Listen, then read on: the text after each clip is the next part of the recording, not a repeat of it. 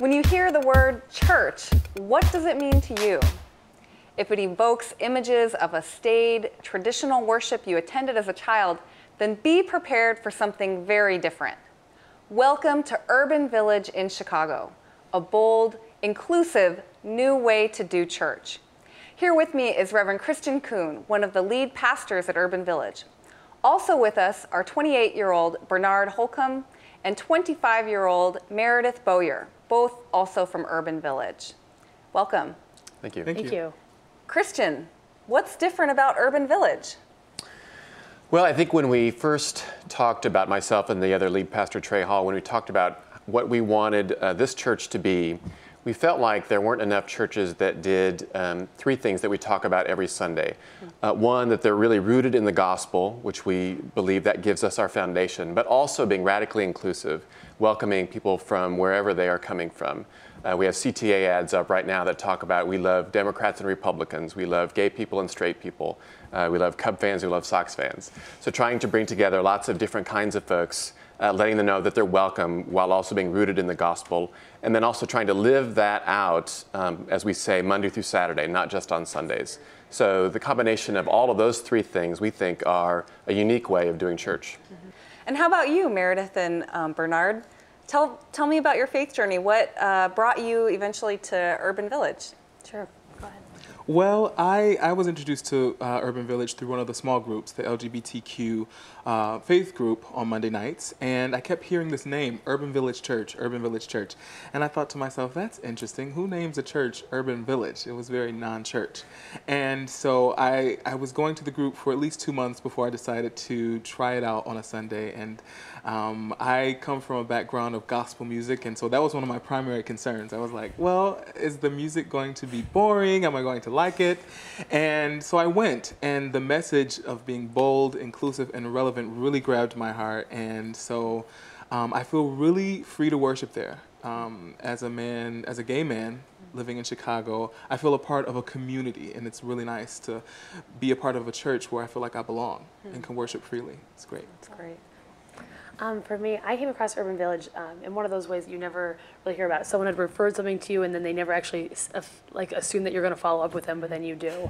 I moved to Chicago a little over 2 years ago, and I was really looking for a faith community here. I've always belonged to one, no matter kind of where I've lived, but I've always belonged to an Episcopal church. So I was looking up, I'm going to go here, and kind of looked it up. And then someone gave me a card. A good friend of mine gave me a card, and it said, I think it said, if you're a Republican or Democrat, you're welcome here. I was like, all right, I'll try it out. So when I went to Urban Village, it was extremely out of my comfort zone initially because it wasn't the type of service that I was used to at all, but something about it just kept me coming back. And what I really like the most about it is that it really does have, it's a place where anyone can be who they are and everyone is welcomed, and it's a big, huge kind of group of young people as well. You don't find a lot of times like young people in their 20s and 30s who are congregating to actually worship together, but also like live their life together. And I think that community is really hard to find. And I think that's one of the main reasons why Urban Village is my church. How and why was Urban Village founded?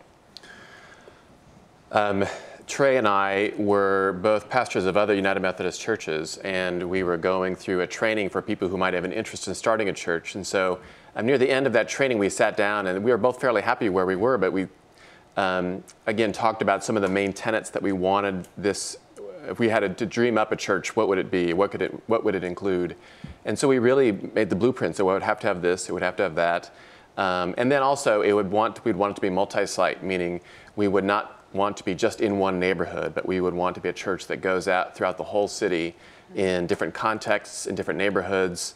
And so we really felt a call to try to, in our own way, renew the city and renew the church. And so it was we sometimes joke that we felt pretty full of ourselves, but felt called to go forth anyway. And I've been really pleased how things have gone so far. So you mentioned having multiple sites. How many different sites do you have, and how do you determine which site, where in the city you would open up a new site? Yeah, right now we have 3, and we started in the South Loop downtown neighborhood. That was kind of our first. We had read a lot about that neighborhood, how it was changing, and felt like that would be a great neighborhood for a church like ours. And then after that, we had some idea of where we might go, but it was partly where people were coming from to go downtown. So there were quite a few people who were coming from kind of the West Town up to Logan Square, kind of that swath of Western neighborhoods. And so that made us decide on Wicker Park, and that's our second. We launched there a year ago on Sunday nights. And then also we were drawing quite a few from the north side, so from the Edgewater, Uptown, Andersonville neighborhoods. And that it was really a no-brainer for us to go into those neighborhoods as well, because we were drawing so many people from those neighborhoods. Do you think that young people today are looking for something in church that their parents or grandparents weren't looking for? I think that people are ultimately still looking for the same thing. I think it just looks different, though, in different generations. So I think that what may have met people where they were during my parents' generations or my grandparents' generations is not necessarily what's kind of going to drive my spirit as well. What I like, though, about Urban Village the most is that it does welcome and it really does include all people from different faith backgrounds, and that includes different denominations. So one of the things that I really like so much about Urban Village is that you can be sitting next to someone who grew up in a completely different church as you, but yet you can, when you go to Urban Village, you can really find something that resonates to you and like, oh yeah, this does remind me of, for me, growing up in a faith community was a good thing. So it's like, oh, this reminds me of growing up, this reminds me of my grandmother, this reminds me of going to church with my great-grandmother, but then this is also wonderful because I really love this church and I believe in kind of the mission, but I feel like I'm kind of honoring or still a part of what my parents kind of brought me up to do as well. I totally agree with Meredith. I think that, everyone, we're still searching for the same thing, which what I believe that is a place to belong, a place to worship, a place to express yourself spiritually. It just looks different for different generations.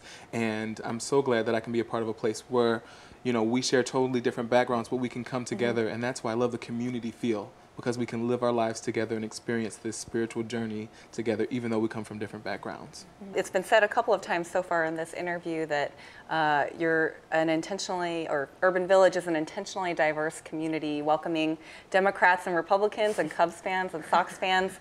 How do you appeal to such a diverse group and still connect with them theologically?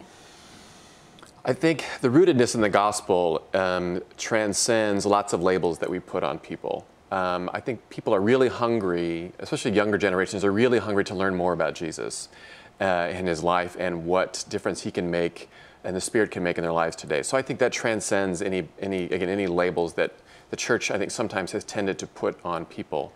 And I think that sense of belonging, I think there's also a real hunger people want, especially in Chicago, when so many people are moving here. Both of them are examples. They move to Chicago as young adults and they want to be in community. They want to build relationships with other people. And I think they're also fascinated by individuals who may have something different to say and may come from a totally different background. And I think that is really appealing to younger generations. So how would you describe a typical Sunday morning? I would say we are both, the music is pretty contemporary, but also we do hymns that previous generations may know, but they're tweaked a bit. Each location is a little bit different, so I think the downtown is a little more contemporary with a little of a gospel flair. Wicker Park is kind of more acoustic and folk, and Andersonville, we're still trying to get a sense of where that's going, probably a combination of the two. So the music is pretty contemporary, but we also have parts of the worship that are traditional. We have communion every week, which is somewhat unusual in the United Methodist Church and in some mainline congregations. And also we have testimony every week. So we invite a layperson every single week to come and take 4 or 5 minutes just to tell their story, because we feel like the lay voice is just as important as anything the clergy might have to say as well. What do you tell your friends who are kind of turned off by the idea of church or sort of skeptical about going to church? I would say it's not what you're used to. It's not what you may be expecting. You may have had bad experiences in the past, but just come with an open heart and see if you like it. I'm not into forcing anybody to come to church, but since I've been at Urban Village, I feel a lot more comfortable sharing my faith and feel a lot more comfortable inviting people, because I know that all people are accepted there. Well, thank you, Christian, Bernard, and Meredith, for your time and for sharing a little bit about how God has moved in your life. I'm Emily McGinley for Different Drummers and the Greater Chicago Broadcast Ministries. keep the faith.